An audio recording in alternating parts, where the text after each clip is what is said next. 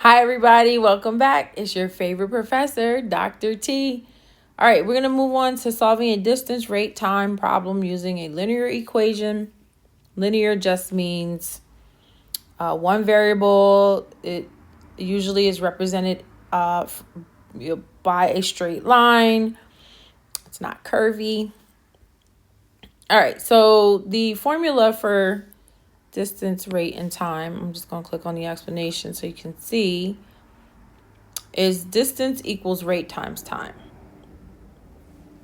I really had a difficult time when I took any algebra class with tables. But if you like this kind of organization, by all means, use it. All right. I tend to just want to go straight to the heart of the issue, no matter what it is.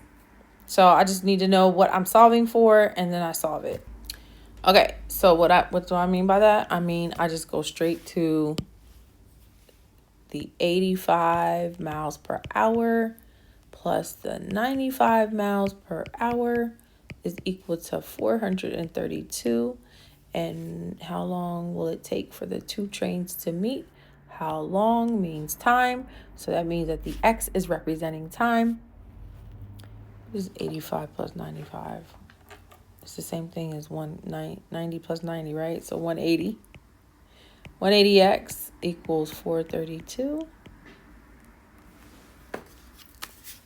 I believe we're going to get that decimal. So 432 divided by 180 is equal to 2.4. So x equals 2.4 hours. And it already has hours here. 2.4.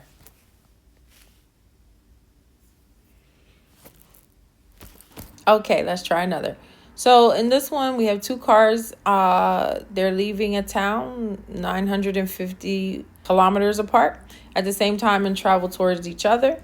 So, one car's rate is 20 kilometers per hour less than the others. If they meet in 5 hours, what is the rate of the slower car? So that means that we have a distance. We have a rate that's going to have to meet up with another rate, and then we have a total. So we have 950, distance equals rate times time. So 950 kilometers apart is the distance. And then one car is going to be 5, well, the time times some rate, because that's what we're looking for. And then the other one is 5 times the time plus 20.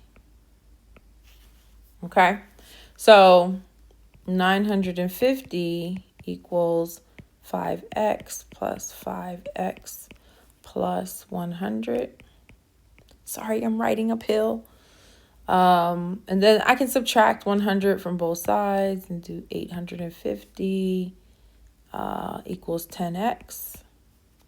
So x is going to be equal to 85. So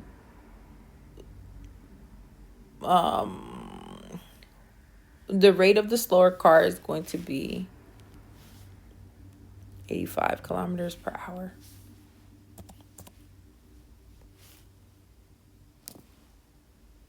All right. And again, like I said before,